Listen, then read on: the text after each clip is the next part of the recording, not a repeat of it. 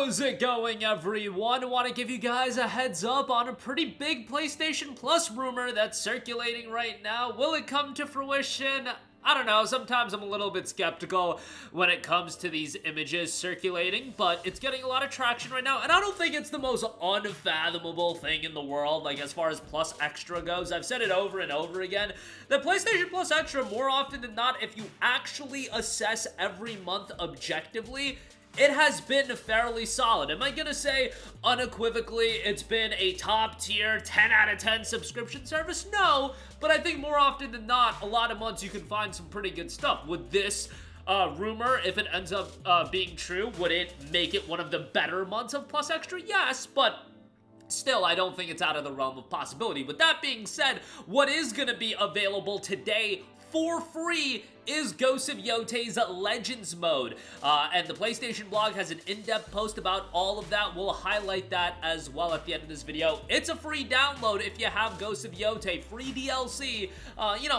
I thought Legends was pretty cool in Tsushima. I thought it was a nice addition. Am I super stoked for this? Not necessarily, but guess what? It's a free extension to a game that I think is already a really great game, so we'll talk that at the end of this video. But there is an image making the rounds of a Final Fantasy 16 and Dragon's Dogma 2 both getting added to PlayStation Plus Extra in the month of March. Now, those are two pretty massive titles to be adding, given what price points both of those games still go for. Final Fantasy 16 goes for around $30 on sale, and the same can be said for Dragon's Dogma 2. They both go for around $30. So, adding both of those games in a single month, that is pretty damn good. Now, adding one of those games in a month, like let's say for the headliner in March, it was Final Fantasy 16.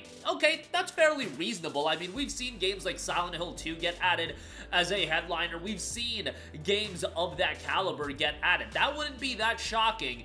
Both of those getting added as a big 1-2 as far as headlining titles go, that would definitely rank it among the best months in PlayStation Plus Extra history. And I also do think there is that aspect of people finding it a bit unbelievable, given that the perception on PlayStation Plus is just pretty low these days. I don't think it's because, like, PS Plus Extra is that bad. Like I said, I've always talked up PlayStation Plus Extra. Every month out when we talk about Plus Extra, I feel like I'm pretty complimentary towards it. Just in February, we had Spider-Man 2 get added, we had Neva get added, we had Monster Hunter Stories 2 get added. Like, I feel like that's a pretty damn good month. And by the way, it was Monster Hunter Stories 1 and 2. In January, which to be fair, January was a little bit more of a lukewarm month, but you still had Resident Evil Village, Like a Dragon Infinite Wealth. December, you had Assassin's Creed Mirage, Grand Blue Fantasy Relink, Wolong Fallen Dynasty, and the day one release of Skate Story. Like I said, you guys, I feel like there's been a lot of value in Plus Extra in totality. Let me also add this. If these games get added in March, how I pray to the high heavens that both of these games are enhanced for PlayStation 5 Pro. Dragon's Dogma 2 is already PS5 Pro enhanced, but I feel like they could do more with the updated PSSR. Final Fantasy 16, on the other hand, what do I gotta do to get an upgrade on this game? Like, I want to play through Final Fantasy 16 again on consoles at some point, but the reality is, I want that game to get updated. Eventually, they'll do it. I know they'll eventually do it. Not necessarily it'll be on PS5 Pro. I could see them holding off on it for, like, the PlayStation 6, honestly. But eventually, I would imagine that they are going to be doing it. It's just, again, is it going to be on the PS5 Pro? It's Square Enix. They'll re-release games until the end of time. We'll probably get Final Fantasy 16 getting some sort of re-release on the PlayStation 9. But nevertheless, it's just one of those games that you do see the limitations for that game on the base PS5 console if you play it on performance mode. In the quality mode, the game looks great, but you're locked to 30 frames per second. In the performance mode, you can definitely see the visuals dip, and it's a super intensive game, I get that, but I think PS5 Pro could definitely add a layer to it on top of what we saw with Final Fantasy VII Rebirth. Final Fantasy VII Rebirth, to me, had the same issues that Final Fantasy 16 had, in the sense that the quality mode looked really good, but if you wanted to play at 60 frames per second, you were dipping on the visuals quite a lot. And with the PS5 Pro, the whole idea was to unify the idea of what the quality mode and the performance mode could be. So you get the performance out of the performance mode and the quality out of the quality mode. If one game could use that, I would think Final Fantasy 16 would be that. And on top of that, Dragon's Dogma 2 has had its fair share of performance issues as well. I think that could be improved on top of that. But even if they don't do that, it would still be quite a nice addition to get both of those games. Nonetheless, take it for a rumor for now. But what we do know is fact, Ghost of Yotei Legends.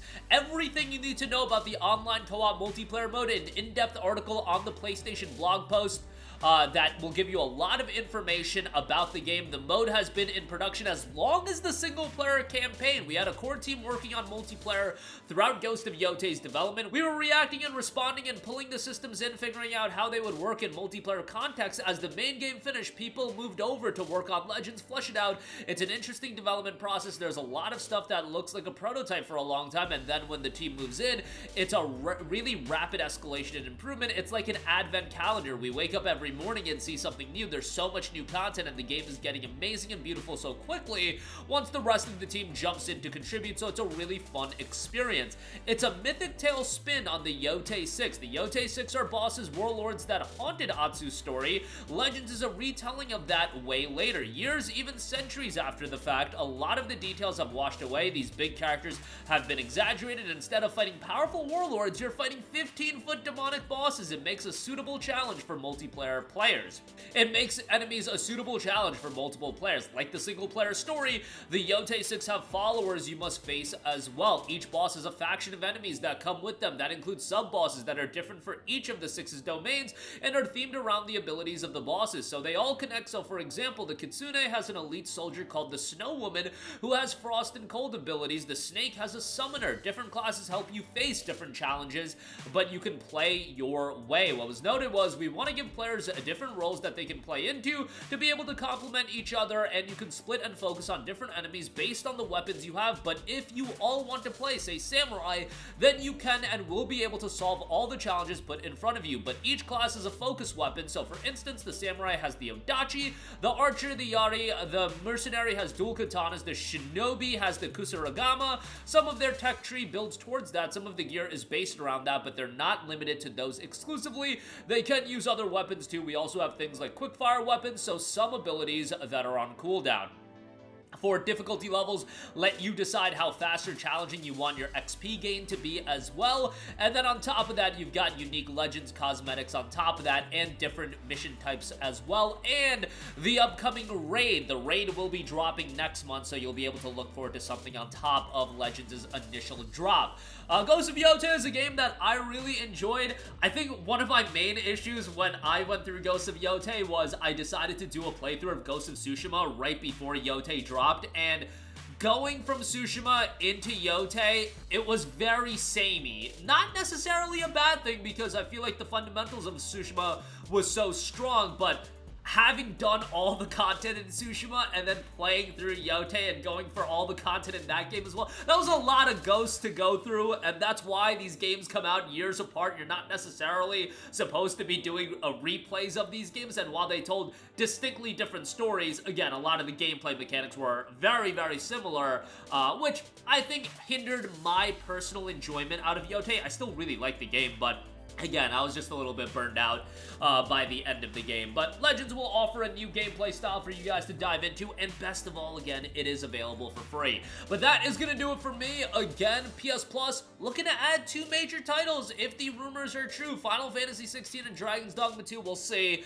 I kind of have a little bit of a hard time believing that, but it wouldn't be like the craziest additions. Again, we just had Spider-Man 2 get added, so Final Fantasy 16 getting added I don't think is out of the realm of possibility. And Ghost of Yotei Legends mode is out today. A lot of insight from the PlayStation blog on that. That's going to do it for me. Let me know all of your thoughts in the comments section down below. As always, sound off there. Thank you for watching, and goodbye.